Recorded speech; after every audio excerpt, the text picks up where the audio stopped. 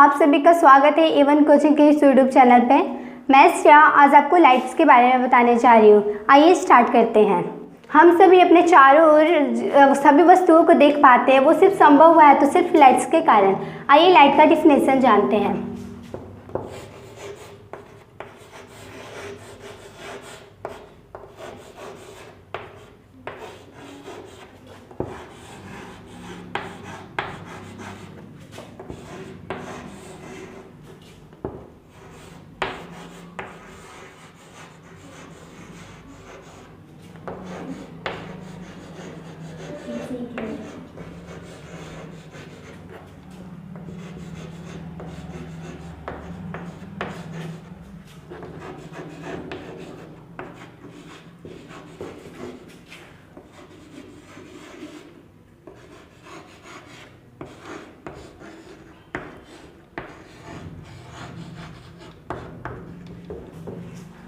Light is a form of energy through which we can see all the things.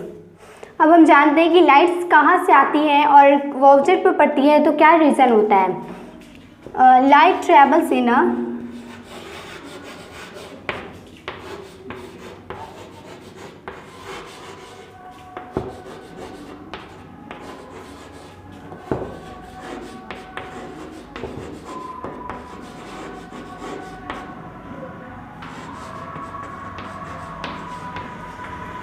Light travels in a straight line.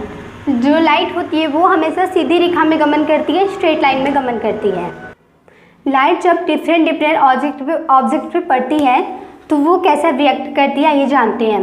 Behaviour of the materials towards light इन्हें 3 group में बांटा गया है। Transparent यानी पारदर्शक, translucent means अपारभासी और OPEC means अपारदर्शक। हम जानते हैं सबसे पहले ट्रांसपेरेंट ऑब्जेक्ट के बारे में। An object which allows light to pass through it is called transparent object. Example glass, water, air, etc. जब लाइट ट्रांसपेरेंट ऑब्जेक्ट पे पड़ती है वो अपने अंदर उसको आर पार हो जाता है, उसे ट्रांसपेरेंट ऑब्जेक्ट कहते हैं। उसका एग्जाम्पल है glass, water, air, etc. Next बात करते हैं ट्रांसलूसेंट ऑब्जेक्ट की, यानी पारभासी की। An object which allows only a part of light to pass through it. It is called translucent object. जब लाइट पड़ती है ट्रांसलूसेंट ऑब्जेक्ट पे तो वो थोड़ा सा यहाँ पर होता है और थोड़ा रिफ्लेक्ट कर जाता है। Example wax paper, forced glass, etc. हमारे दूसरा ऑब्जेक्ट है OPEC object. An object which does not allow light to pass through it. It is called opaque object. Example cardboard, stones, woods. जब ओपिक ऑब्जेक्ट पे पड़ती है तो वो direct reflect कर जाती है, वो अपने अंदर लाइट आर पर नहीं हो पाती है। इसका एग्जाम्पल है कार्डबोर्ड, स्टोन्स, वुड्स, etc. अब हम बात करते हैं रिफ्लेक्शन ऑफ लाइट की। When the rays of light falls on a surface and bounces back, it is called reflection of light. जब रे इंसिडेंट रेस को कहते हैं, जब रे प्लेन सरफेस पे यहाँ पे पड़ती है तो वो डायरेक्ट रिफ्लेक्ट कर जाती है, इस रे को रिफ्लेक्टेड रे कहते हैं। और जो ये दोनों एंगल्स के बीच, दोनों रे के बीच में जो एक परपेंडिकुलर ड्रॉन किया गया है उसे नॉर्मल कहते हैं। और जो ये नॉर्मल और इंसिडेंट के रे के बीच में जो एंगल बनता है उसे एंगल ऑफ इंसिडेंस कहते हैं। एंड नॉर्मल एंड रिफ्लेक्टेड रे के बीच में जो एंगल बनता है उसे एंगल ऑफ रिफ्लेक्शन कहते हैं। आइए अब हम इंसिडेंट रे का डिफिनेशन जानते हैं।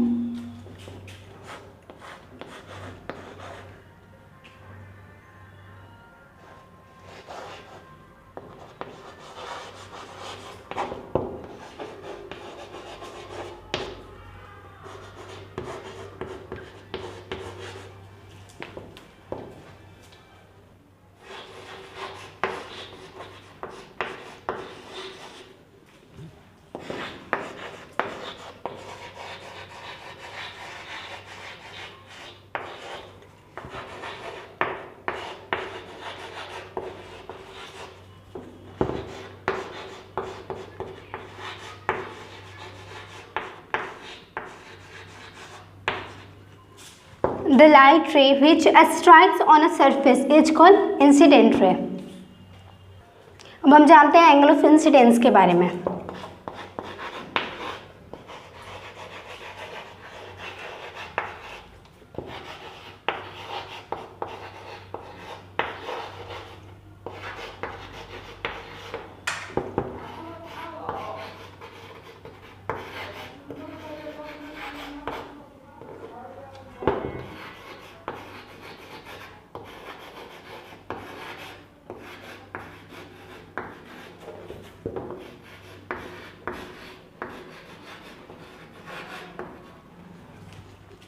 The angle between the incident ray and the normal.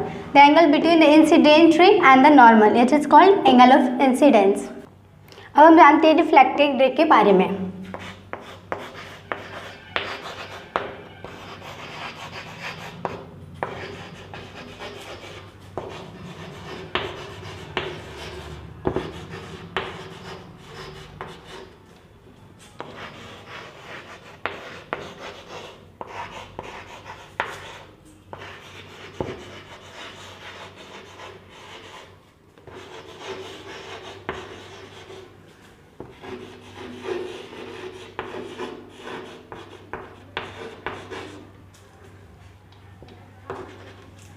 The light ray comes back from the surface after reflection. It's called reflected ray.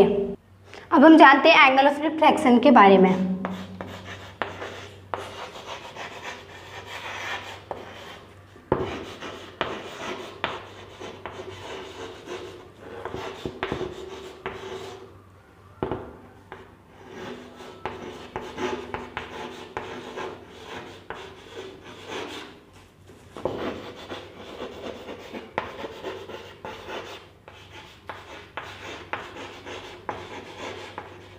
The angle between the reflected ray and the normal.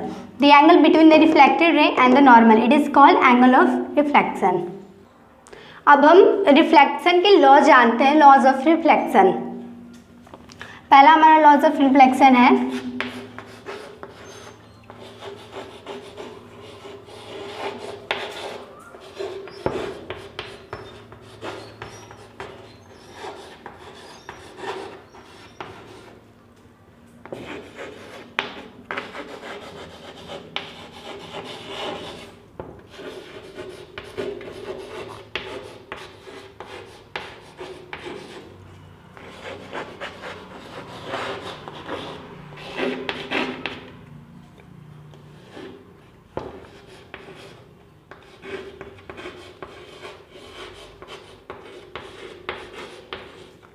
the angle of incidence is always equal to the angle of reflection, that is I is equal to R.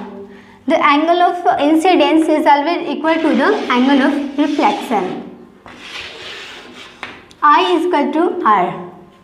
अब हम reflection के second laws के बारे में जानते हैं।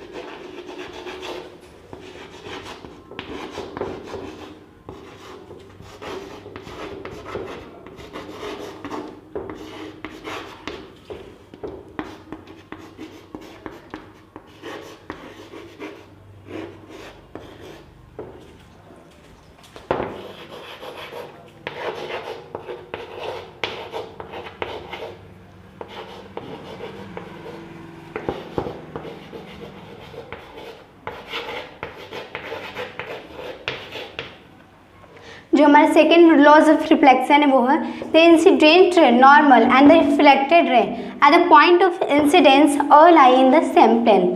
The incident ray normal and reflected ray at the point of incidence lie in the same plane.